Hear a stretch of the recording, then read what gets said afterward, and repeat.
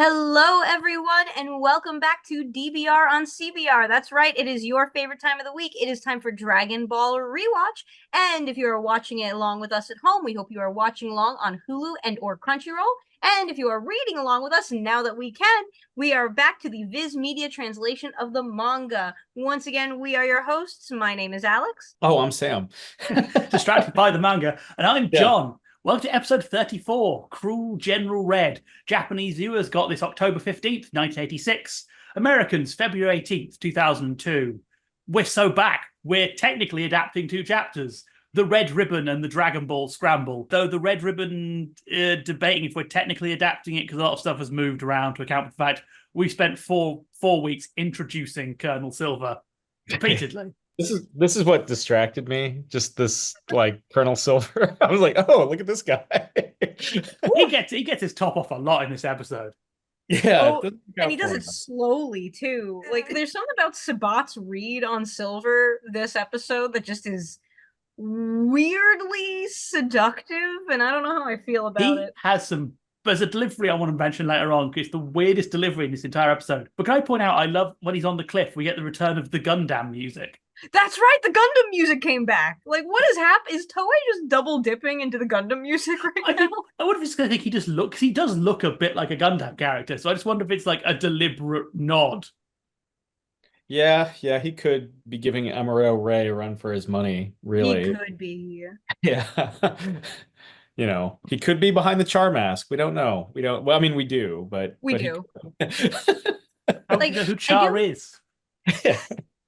I do want to point out, you just said like we spent 4 weeks setting up Colonel Silver, and then the absolute disrespect out of Goku's corner when he's fighting Silver is so good. Like just for all of you who've been watching, like the absolute crazy beatdown when Silver is just like taking off his shirt and getting ready to like absolutely beat the crap out of this 12-year-old. It's like, no, and then when he uses the tail to smack him, that felt the most disrespectful. So, funny story about that. It's more disrespectful in the anime than it is in the manga.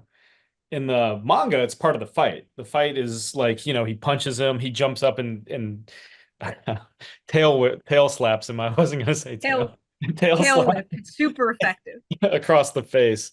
The anime is like Goku's done with the fight as far as he's concerned and tries to walk away, and Silver's just not having it. And then he like clocks him in the head with his tail in the anime series. The funny disrespect is we've come off the martial arts tournament. So Goku just beat Silver with a move that has beaten no one else. Like, the trip didn't work on Nam. It just slowed him for a second. It didn't work on Roshi. So, yeah, Silver's position has been established.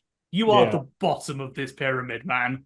Yeah. I mean, anything, all the filler we had to experience together, like, helps build that up. Because, he's only in, like, 2 chapters of the manga, which we get here. Introduction, Exodus, like that's it. But yeah, they built him up, and this is what you get. You get 1 episode of Silver versus Goku. I just can't get like the energy of that fight. Again, it is disrespectful, but it's so different from every other fight because of its disrespect. Because at the very least, when Goku is like fighting other things, there's at least kind of a sense of fun to it, and Goku is not having fun here. I mean, he's pissed. Just lost his Nimbus. He's so angry, and I think that's interesting because we don't really get until things ramp up. This is like the angry Goku fight, and then like we don't get a lot of angry Goku fights until later, and that's always a very different thing for Goku. I think the emphasis, he's almost annoyed, right? He's almost like, he certainly doesn't. I mean, this is the guy that enjoys fights in all shapes and forms. This is not a fight he particularly enjoys, not because he doesn't think Silver deserves it, like sees him as like, but because he's so underpowered compared to him. He's just cost him his Nimbus Cloud. He's just like, just get out of here. I love because they also do the bit at the start where they're stealing the bag from one another. And my favorite line is Silver goes, like, What's in here? I bet it's not playthings. I Like in bet the it's most not anything. creepy voice. If you say that, if you use that voice in real life, I think they should just take you to prison, just because you've probably done something. Some Yeah. strong Hisoka energy coming out of Colonel Silver right now Boy, for all you Hunter x Hunter fans. why love it straight after that? He goes, "You're not a normal boy, are you? What tipped you off, Silver? Was it the flying cloud? Or the tail? Like, you've seen this boy like be blown up. By this point, you should have realized, I don't think that kid's a regular elementary schooler. They usually do die when things blow up." Yeah. One of my favorite animation touches, and it's in the manga too, but I think it's accentuated by how much we've built up Silver again, is his facial expressions whenever he gets hit. You know, Yeah. got the Toriyama bug eyes whenever something collides. And I think that really kind of makes for a very fun, kind of depiction of Silver. It's completely off type. Yeah, I also love his very theatrical when he's going back to his house for the radio and he's like, oh, like he's going like if you ever seen like Chinese opera where all the ribbons come out when someone gets stabbed, it's very much that. It's like, I will die, but I will deliver my monologue first. Talking of Yeah. death, we should comment on the fact that in the anime, Silver gets dragged back to base and is told off, gets a slap on the wrist. In the manga, he's not dragged back. They just announce he's going to be killed. Yeah. Or Yeah. yeah, in as much as like Commander Red is like sentence him to death. Like we don't in both cases it's ambiguous. Speaking of Commander Red, really quick, he's Irish now. Yes, he is Irish. He becomes more Irish next episode and vaguely goes Welsh for a couple of sentences. Yeah, this is a thing that is happening and I don't like it. I just want to point out the translation on the sentencing to death changes depending on which version of the manga you're using. The full color version changes it to Silver saying, "I'll see him at the firing squad," which is slightly more vicious than you'd think for this show, but sure, yeah. Yeah, I mean, in any case, we never, going by comic book logic, if there's no body, he ain't dead. We don't know that for sure. It's always left kind of ambiguous. And it's Dragon Ball, so we'll get a resurrection at some point of. Yeah. He was retired. Yes. He was sent to the farm upstate. Yeah, he was sent to Otherworld. But we can't say that about every single, military officer in the Red Ribbon Army, especially as it goes on. It makes it quite explicit that some characters are dead. Silver, it's just implied. It's just like, yo, this dude sucks. Kill him. This guy, absolutely awful. Like it's just such an interesting thing. Like that, I'm just kind of thinking about it in terms of the filler, because the filler spent so much time setting this dude up as like, oh, he's mini boss squad, and you have Sabat doing that like very Vegeta-esque line reading off of him, and then boom, he's gone. It's like, okay, I guess that was all. It makes the filler feel like more of a waste of time, if that makes sense. Even this episode has a bit of fillery feeling to it. Goku does not enter this story until 7 minutes and 30 seconds in. Until then, he is playing games with the monkeys. It's like, this is very much because he's like, oh, I've got to leave. Oh, no, it's raining. Oh, no, I've got to leave. He's like, oh, yeah, we've done this. Come on. A bit of pace here, lads. And then he flies around. The manga basically starts with him meeting the two guys looking for the ball and then having that whole fight. So, yeah, the first half of his episode is just nothing. And, of course, I pointed out last episode, but I'm going to point it again. Goku ends hanging on a cliff edge. How will he get off? How will he escape? They didn't even bother this time explaining it. He's just somewhere else now. Just hanging it's all out. good now. Yeah. Eating their fruit. That's all he's doing. Which is annoying for me in this episode because so little happened with him in that first section. You could have done something with him, like having to pull the monkey up, or like there could have been something there. Yeah, it's weird because we've technically, just like Pilaf, met Silver episodes before he's introduced in the story, and yet they still maintain the broad strokes of how he's introduced in the manga story. And it's just like, oh, but you guys like shouted at each other, or he shouted at you. Like, you're a known quantity at this point. Somehow you guys know each other. You know, it's been a couple years. You haven't seen each other in a long time. The high school reunion made it weird. Like it the other thing that I think is kind of fun that I actually really liked were Goku and the robot. Goku and the Oh, robot, genuinely enjoy that. That is a comedy duo I would watch for a very long time. I totally forgot that's also in the manga. I don't know why. I was like, oh, that's probably filler. It's got a very Cylon, like the first Battlestar Galactica Cylon quality to him. It's yeah. this the eye. It's always the eye. I am a robot. Yeah, Humans feel temperature. what is that? Yeah, that line read that the robot has, just like, I am a robot. Humans are inefficient. yeah, but there's another one where he's just like he's just so like you could tell he's fed up, but he's a robot at the same time. Or he's yeah, he's He's like like I'm the one from Hitchhiker's Guide to the Galaxy. They've only programmed him to feel annoyance. yeah. Oh yeah. Yeah, that said, I do miss him. I do, when he gets his circuits get frozen and he crashes. It's like, all right. Well, What could I have been Goku and a robot companion? I yeah, am I mean, surprised actually that this the plane crash was left in the Toonami edit. I'm because obviously we've had all sorts of plane-based violence being cut because obviously we're only a year out from 9/11. But that crash was deemed, I guess, accidental enough that it was left in. I think also we don't really see the impact of the crash. Like we see them go through the mountains, but I don't maybe I'm misremembering, but I don't remember seeing like the plane actually hit the ground. You don't, and you see Goku is alive pretty much the second after. So I guess they presumed it was immediately clear that it was like a comedic accidental plane incident rather than something threatening. yeah, it's like a Wile E. Coyote crash. That's, I mean, he's frozen in ice. Poor Goku. Oh, well, I love how we've basically like gone to the next video game level. Like, oh, we're finished with the jungle level. Now it's on to the ice level for Goku. That's part of the reason why I think that we spend so much time with Silver and everything. They're like reusing backgrounds Oh, and Oh yeah. environments. Yeah, it's like, okay, has the A team finished the like muscle tower and the snowy land around it? Okay, cool. Let's hurry it up. Also, really quick, for those of you who are on Justin Cook watch, like me all the time, Justin Cook very obviously that one dude in the shiesty, which I think is fantastic. I will say this does introduce the way the anime introduces the Red Ribbon Army, at least initially, they are presented as a genuine threat as opposed to the manga where they're immediately stunted on within 2 chapters.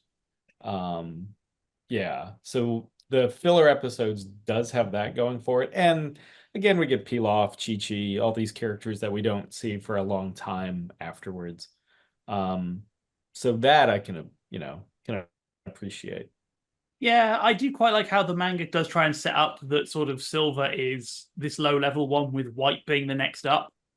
They kind of try and make that more clear, I think, a bit with them, so because Silver's pushing his men to beat White, which Yeah. does kind of set up a nice dynamic, which you don't really get here because it's weird. Yeah, obviously we've seen Silver being the best in the world and being praised by Red, and now it's like, well, man, it's time to shoot him. They're useless Oh, to me. Useless. Talking about the Silver lines, I love when he's in front of Red, he says, that boy was trained, which that's a perfectly logical statement, but it's a very weird statement at the same time. Like, if you know your life is at risk, this boy has been trained is probably not how I would phrase that. I'd probably be, this boy has a magic cloud. We're clearly dealing with a wizard. See, Yeah. the other thing too is that Goku explicitly mentions Master Roshi. He explicitly says that he was trained by Roshi, and Roshi is a known quantity in this universe. So, like, why his first thing wasn't, hey, remember that Master Roshi guy? Like the legendary martial arts master who can blow things up with his hands? Yeah, he taught that kid. Like, that would have been my first thing.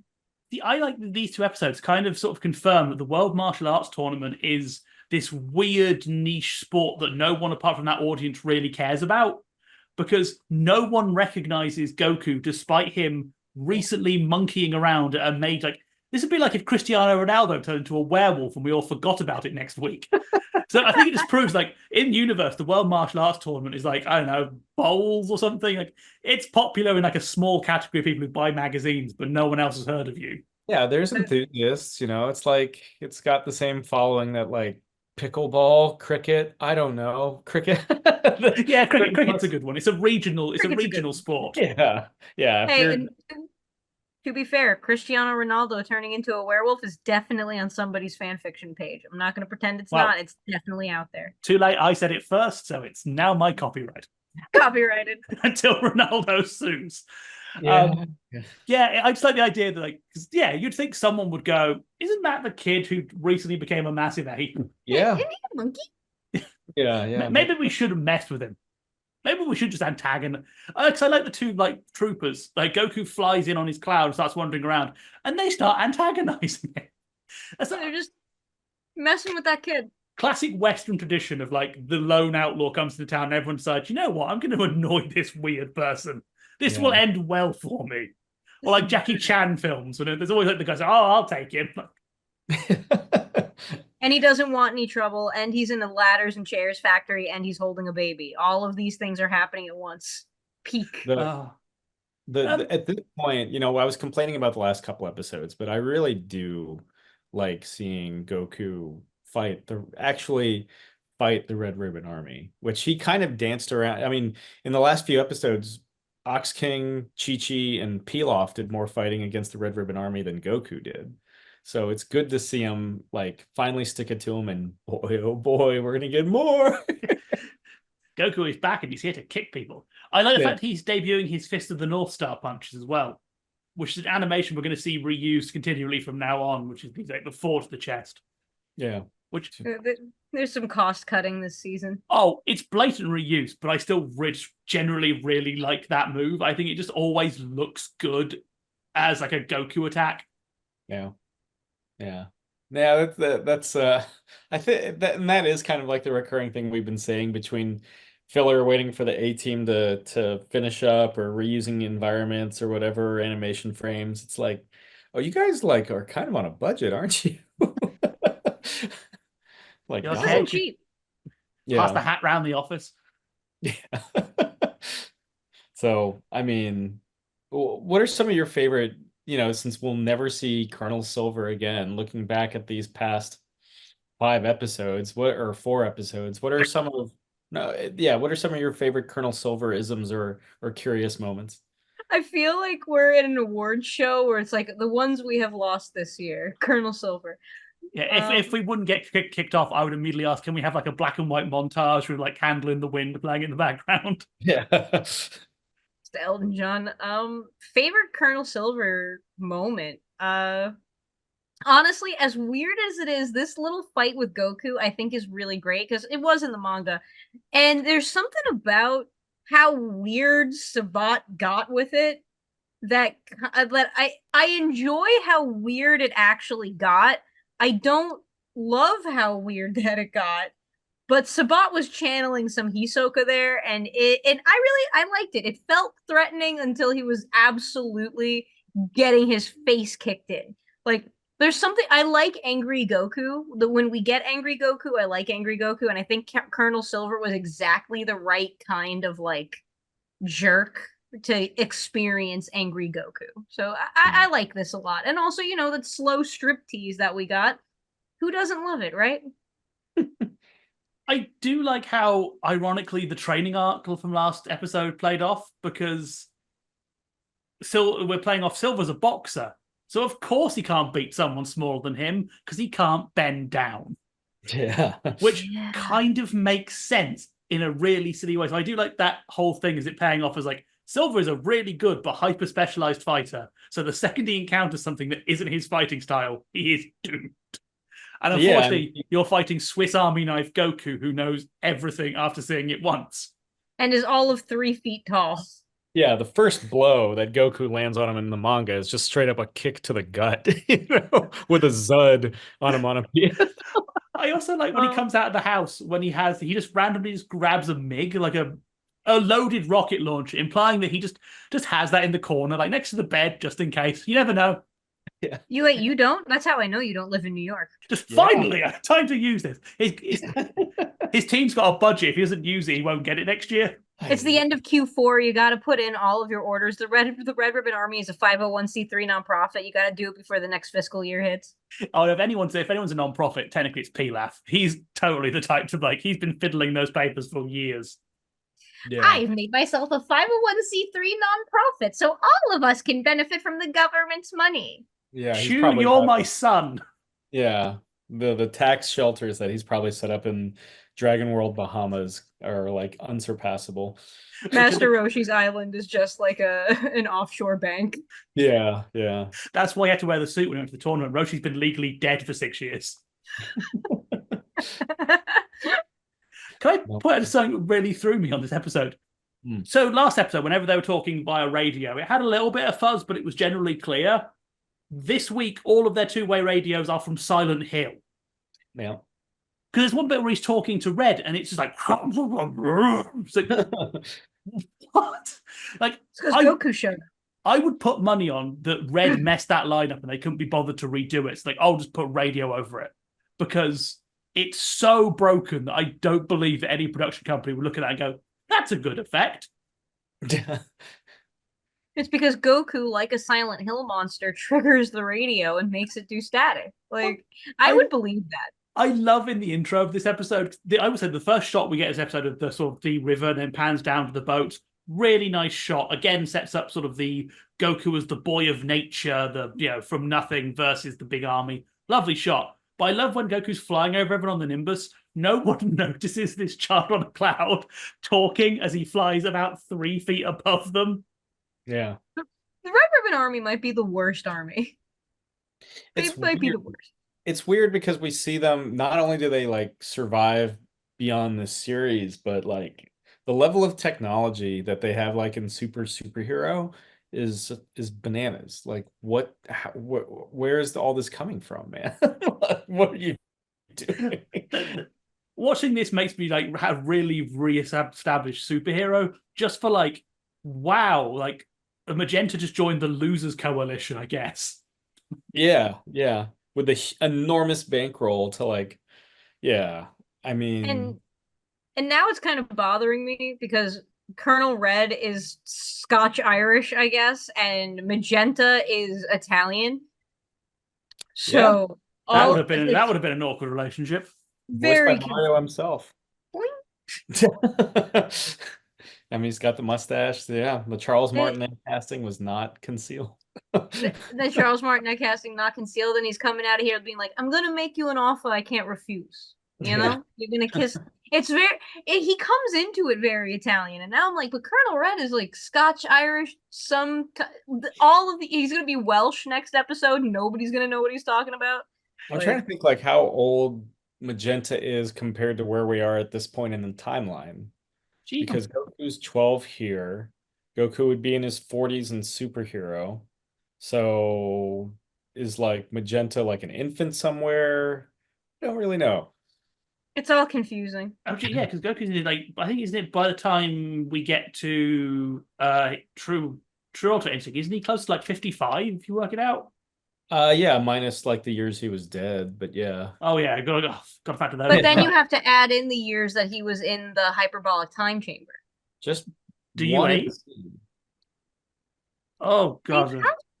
You have to age in the hyperbolic time chamber. No, but he's only there for 1 year in Z. He's only there for maybe a month or so in Dragon Ball. Because he's alone. He's like, I can't do this. And then in Super, him and Vegeta go back a couple times during the Goku Black saga to train really quick to go back to Trunks' timeline and still get stunted, go back, train more, and then go fight some more. Oh yeah. Oh dear. Man, so here's the thing that we all just need to kind of accept. Timeline doesn't mean anything in Dragon Ball. No. I mean, and then it's like weird because Bulma's visibly middle-aged at the end of Z, but Superhero establishes she uses the Dragon Balls to stay young. Nothing matters. Nothing matters. And she uses it to make her buns perky, which, by the way, my personal favorite Piccolo line read of all time, talking about Bulma using cosmetic surgery. But yeah, no, the timeline for the Red Ribbon Army in particular is interesting because the Red Ribbon Army is one of the few things that remains weirdly consistent throughout most of Dragon Ball. Like you have the Red Ribbon Army here, you have Dr. Gero pop up later on, and then in Super, they pop up again. Hell, even in Dragon Ball Z Kakarot, the Red Ribbon Army robots are still around. They're still building muscle towers. Like it's wild that an army this incompetent gets to continue to exist. Maybe it's the thing of like they're so incompetent, no one just bothers to take them out. Why would you? It's a waste of time. Like why the Saiyans like, I'll just leave them. They're like ants. Why would we just waste our week killing them? Weird though. It's weird though because Master Roshi is visibly concerned when he learns Goku's been up with the against the Red Ribbon. I mean, this is like in 15 episodes, but like when Roshi finds out what Goku's been up to, he's like, "What? You've been messing with the Red Ribbon Army?" And it's like, "Yeah, it's no biggie, man. They're losers." Whatever. God, Roshi, maybe you should warn the children under your care of dangers that may befall them. Just saying. Just an idea. Just before we round up, there's something I wanted to bring up. I should have brought this up a couple of episodes ago, but I missed it. Children in Japan would have been playing the first Dragon Ball video game at this point. Dragon Ball Daihaku, released on September 27th, 1986. I think I have that. I think I have that on the Famicom. Yes, it was. I think it was ported, but it was originally on the Super Cassette Vision, made by Epoch. That's why I hadn't heard of it. It was very popular in Japan and very popular in France, but then the NES wiped it out everywhere else. Why France? Just that's where Epoch released it. It was closer to a home micro computer than it is a full console. So France had a big home micro scene with the Commodore 64, and then the Spectrum was ported there. So it did quite well. My favorite thing is that it's a little shoot 'em up where you ride the Nimbus Cloud and shoot bats. Aww. It's not very good, obviously, but the end, if you win, you get a bonus mini game where you play as Oolong catching panties dropped by Shenron. Yeah. But it's the only Dragon Ball video game not made by Bandai or has any involvement by Bandai. Epoch got the license. Like I said, the last kind of point where a company was able to come in and just get the Dragon Ball license for themselves without having to go through Bandai or anything. I need to double check if I have that one. I have a number of Dragon Ball games on Famicom and Super Famicom, and that one might be it. It's an interesting thing to look at. If you're looking to buy it, I would not recommend buying it. The original costs a lot of money on eBay, and it's not a very good game. Maybe I don't. But I do believe we are coming up to the end of our time together. So can we get some final thoughts, gentlemen? Good to finally catch up with the manga. Good to finally be in that source material world. Yeah, same thing. This episode was a little wonky. I wasn't happy with the first half being so just nonsense. But it feels like the car is accelerating again. We've got a bit of wheel spin, but we're going to the next episode. We're going to finally start moving forward towards the big muscle tower. Yeah, I'm kind of getting a little tired of some of these cliffhangers, but I am excited that we are back with the manga. We are more on track now. I do think that we need that Colonel Silver needs to go back to the seminar if he survived his time in the gulag. So, on that wonderful note, we know that you're not going to be in the gulag out there because it is the end of our show. That's right. It is the end of the episode with DBR on CBR. That's right. This has been Dragon Ball Rewatch. We hope you continue to watch along with us on Hulu and Crunchyroll, and we hope you continue to read along with us if you are working on your reading skills in the Viz Media translation of the manga. Once again, we have been your hosts. My name is Alex. I'm Sam. And I'm John. And we'll see you next time on Dragon Ball. Bye-bye.